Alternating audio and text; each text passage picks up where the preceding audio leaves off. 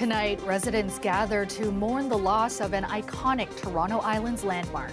We're all standing here looking at these charred remains and still not believing it in a way. It is a huge loss for all of us. Residents of Wards Island come together to support one another and pay tribute to their community clubhouse that burned down over the weekend. Plus, that's something I'm looking forward to. I think this is going to be the last car I have in Toronto. It's getting ridiculous. 3 years of closures. Get ready for delays as the next phase of Gardiner repairs is set to begin. We'll tell you everything you need to know. And they keep calling it a beach. It's no longer a beach.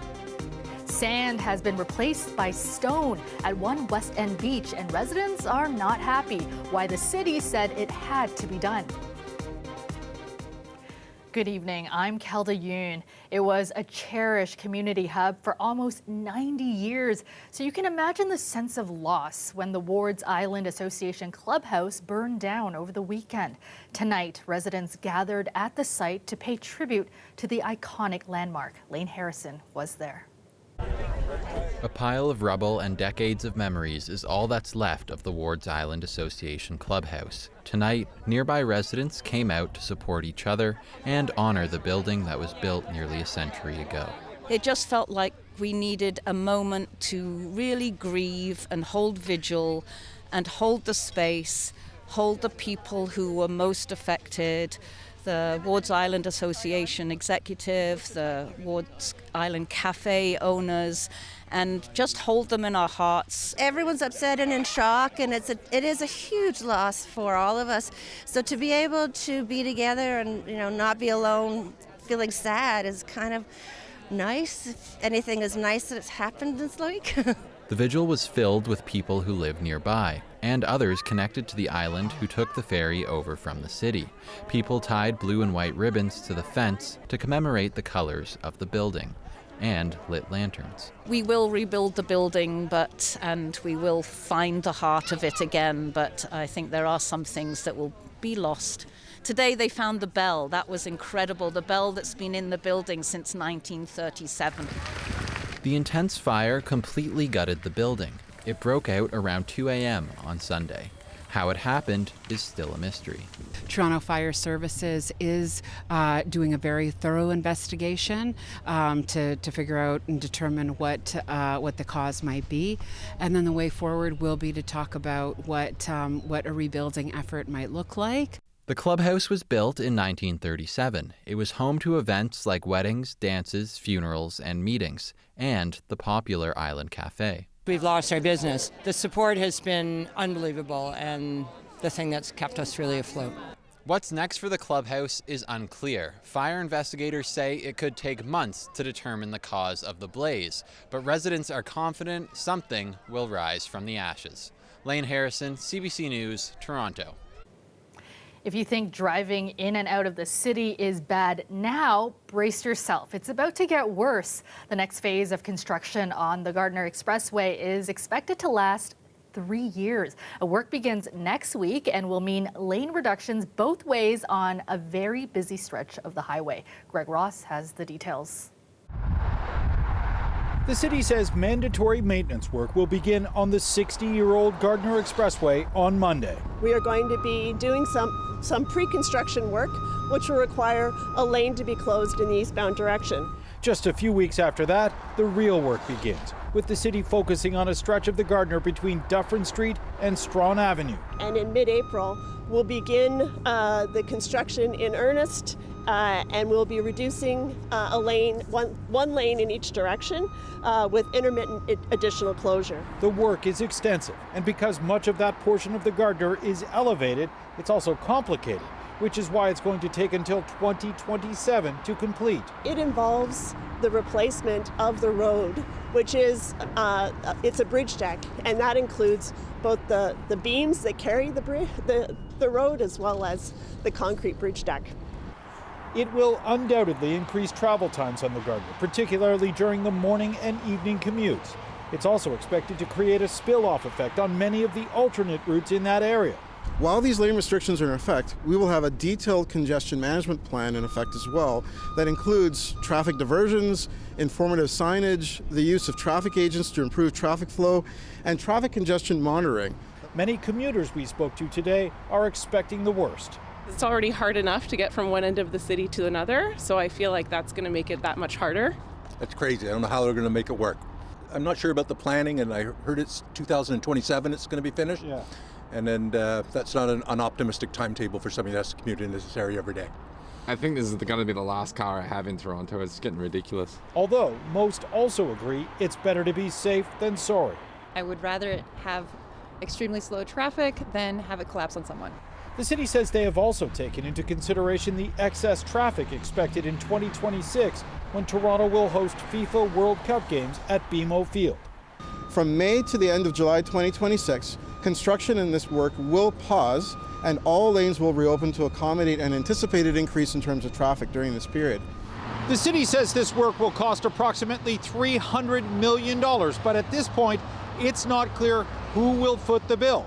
Mayor Olivia Chow and Premier Doug Ford did come to an agreement in the fall that would see the province cover the cost of maintenance on the Gardiner, but the city says they're still in discussions with the province over funding this project. Greg Ross, CBC News, Toronto. Well, you wouldn't know it if you looked outside today, but it's the first day of spring. After the warmest winter on record in Toronto, spring kicking off with flurries. The city was cold and snowy today, a stark contrast from those double-digit temperatures we saw for much of the past couple of months. And here's a live look at the city tonight. Scattered flurries this evening, currently sitting at 1 degree. Let's go to Colette Kennedy now with a first check on your forecast. And Colette, a chilly start to spring for sure.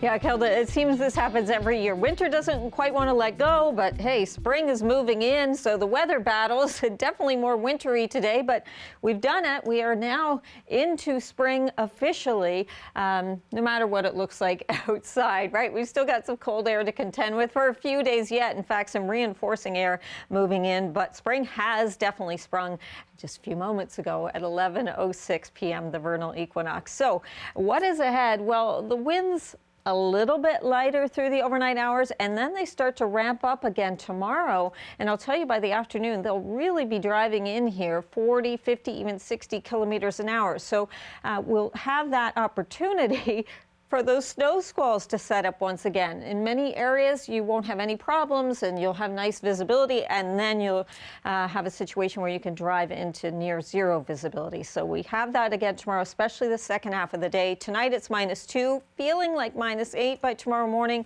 and breezy through the day, but Kelda trying to get above freezing to that high of 1 degree. Thanks so much, Colette. Toronto Police and the Be on the Lookout, or BOLO program, are announcing a $50,000 reward for information leading to the arrest of a 39-year-old Toronto man, Kamar Cunningham. Mr. Cunningham was apprehended as part of Project Patton back in June of 2018. His involvement was in a criminal organization that was responsible for trafficking a significant amount of firearms over the U.S.-Canadian border. During that time, Cunningham was arrested, convicted, and then sentenced. He has been released on bail 3 times. Each time he has violated his release conditions before being arrested and released on bail again. Cunningham is currently wanted on a Canada-wide warrant. He's also listed as number 4 on BOLO's top 25 most wanted list. Anyone who sees him or knows of his whereabouts is asked to immediately call 911. We're hearing tonight from the Toronto City Councillor, whose constituency office was the target of what police are calling anti-Semitic threats. We get dozens of calls every week, and 2 weekends ago, when we were pulling off our weekend voicemails, there was a highly offensive, profanity-laced, hateful call that we thought warranted turning it over to police. It's alleged that on March 9th, a man called the office of Councillor James Pasternak and made anti-Semitic and threatening comments. A 64-year-old Markham man has now been charged with uttering threats, indecent communication, and harassment. Police say they believe the incident was hate-motivated. Toronto police are asking for the public's help finding religious artifacts stolen from a synagogue near St. Andrew and Spadina. Police say at least one person broke into the downtown synagogue between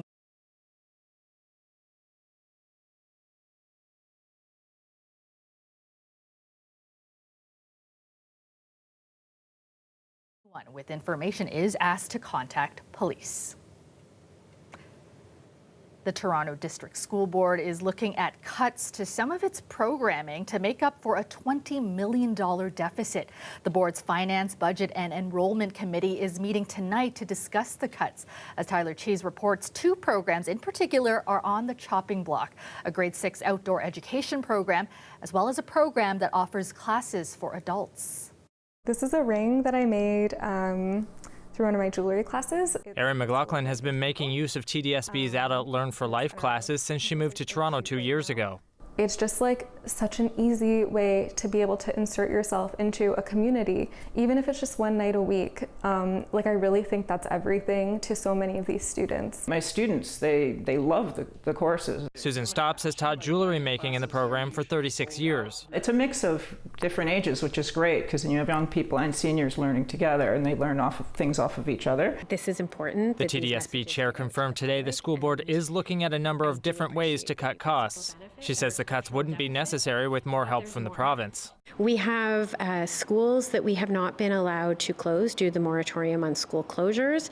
That causes a significant outlay of costs for us because we have schools that are under-enrolled and underutilized. We are building schools. But when asked about the cuts today at Queen's Park, the education minister says the province has provided the school board with plenty of funding. He's suggesting they look elsewhere for the funds they need. TDSB has literally billions of dollars of schools that are not being used for education. They're being rented, they're vacant, they're lands, or they're being used for other purposes. So it is my expectation that TDSB will balance their budgets, as every other school board is virtually on track to do this year. But NDP leader Marit Stiles says school boards across the province have been struggling with the same issues. All of these boards are struggling with trying to put together programs to serve our kids with a government that has consistently disrespected our education workers, caused a crisis in education human resources. Now, the school board won't be making any decisions on this today. There's another meeting scheduled for next Tuesday where the public can have their say, and then the board will vote on its next budget on April 2nd. Tyler Cheese, CBC News, Toronto. Welcome back. The Ontario Liberal Party wants the government to allow fourplexes on residential lots across the province. Now, it's something the City of Toronto already permits. Queen's Park reporter Lorenda Redicott has more.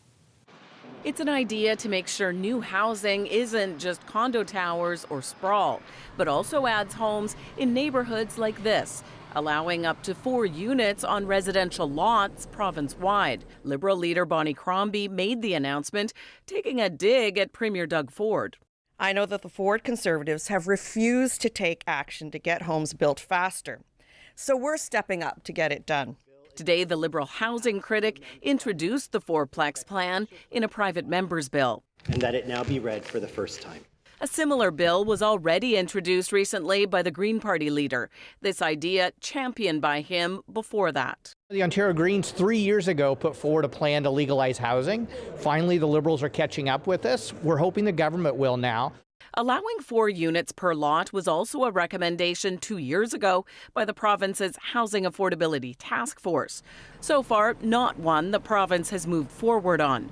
The government does allow up to 3 units on many residential lots. However, this afternoon, the housing minister said there hasn't been a lot of uptake on that. Paul Calandra says he'll be working to address hurdles that have kept more of that building from happening. He didn't directly say whether he's looking at upping the limit to 4 units per property. The Liberals were asked how much more housing this could actually add. It's certainly more than a drop in the bucket. I can't tell you a specific number right now, but I think, the potential for this to add units in, existing communities is enormous. The housing minister is working on new legislation on building homes and promises it'll be coming soon. Lorenda Redicott, CBC News, Toronto. A former Attorney General of Ontario has died. Roy McMurtry served in that role under Progressive Conservative Premier Bill Davis. He also served as Chief Justice of the Ontario Superior Court. McMurtry is said to have played a central role in negotiating the Charter of Rights and Freedoms and patriating Canada's Constitution. He was awarded the Order of Ontario, the province's highest honour, in 2008, and named an Officer of the Order of Canada. Roy McMurtry was 91 years old. The Chiefs of Ontario is hosting a First Nations Community Wellness Conference to raise awareness of issues affecting their communities. I hear government, I see government approaching other governments for funding for big monies. We get very little of that. And of all the years, I have not yet to see any politician to any degree that I know could help stand alongside me in any of our communities when we deal with drug-related mental health, etc., etc. They're not with us. The three-day conference that began today will host over 750 participants, including First Nations leaders and community workers, as well as government representatives. Topics discussed will include economic empowerment, environmental protection, and mental health. Residents who live near Humber Bay Park say the city has ruined one of their beaches by replacing the sand with stone. But as Lane Harrison reports, the city maintains the work is needed to protect the local gem from the forces of nature. Humber Bay Park East is an oasis for those in nearby high-rises, with a stretch of beach facing Lake Ontario being particularly popular. But the city says the park is eroding, meaning the beach had to be resurfaced with larger material. We live in small condos here. We don't have backyard gardens. We don't have backyard pools. So the park is our backyard and the beach is our pool. Local resident Aman Somal fondly remembers enjoying the beach with his niece and nephew, but says it's now being ruined because the residents found out last month the material that used to cover it has been replaced with what the city describes as cobblestones. They keep calling it a beach. It's no longer a beach. They have covered it in stone. You can't sit comfortably on those stones. The work to resurface the beach is happening just behind this fence. According to photos that residents sent us, it used to be covered in a mix of sand and small pebbles. Now it's being resurfaced with stones like these. The Conservation Authority says that has to happen to protect the shoreline from erosion. It says some of the erosion control structures in place are as much as 50 years old and says they're in a failing condition. The authority says recent events have made things worse. It cited record high lake levels in 2017 and 2019, plus a bad windstorm in 2018. In a statement to CBC News, the authority's senior manager of erosion risk management said, quote, "Given recent storm events and future climate change considerations, the materials used for construction must withstand these challenges." Still, residents feel caught off guard. We have children and grandchildren, and they love to come and hang out at the beach here. So what's happening right now is an absolute shock. The city acknowledges the work will impact recreation at the beach. A spokesperson says a nearby beach in Humber Bay Park West will be resurfaced with finer material. But Samal says that's not good enough. The issue with the Western Beach is that it is up to 2 kilometers away from some of the buildings in this neighborhood. Now try dragging 2 kids with their food, with their drinks, your chairs, and food. Like, it is just impossible. Work on the park is expected to be finished in 2025. Lane Harrison, CBC News, Toronto.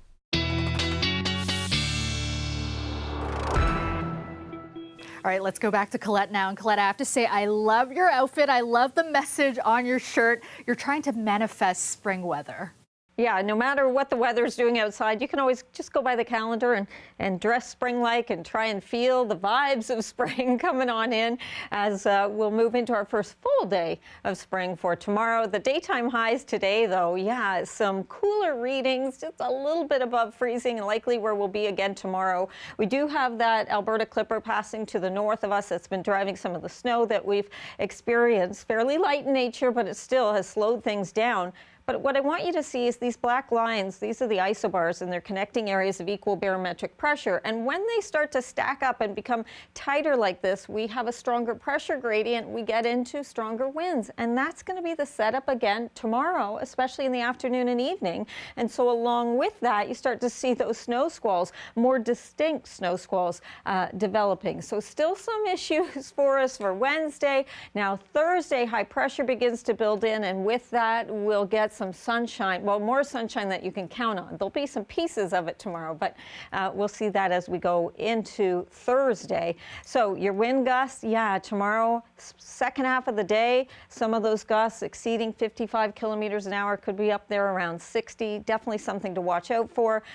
Between this, with the activity tomorrow, a few centimeters possible into the GTA, but then another system on Friday, we could add another 2 or 3 centimeters. So it definitely is wintry in terms of what we're getting into. Overnight temperatures tonight probably actually fall to about -2, feeling like -8.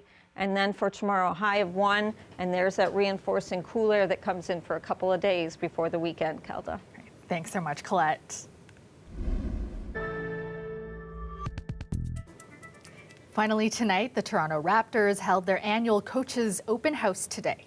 Great to see all the coaches and fans coming in and showing a lot of interest in our program. I thought that coaches did a really good job of presenting some of the stuff that we're doing offensively, defensively, but it was also very cool to hear coaches to ask really good questions, and we're really looking forward to continue to build this experience. The open house offers basketball coaches of all levels a unique opportunity to listen and learn from the Raptors coaching staff. For attendees, it's a chance for them to learn about what it takes to coach at the highest level. I just love learning and just kind of seeing how everybody does their thing. It was really cool to see the skills that they work on and the drills that they do are the same thing that I do with like my U11 team, right? So it kind of translates all the way from U11, U10, all the way up through prep level, high school, college, into the NBA.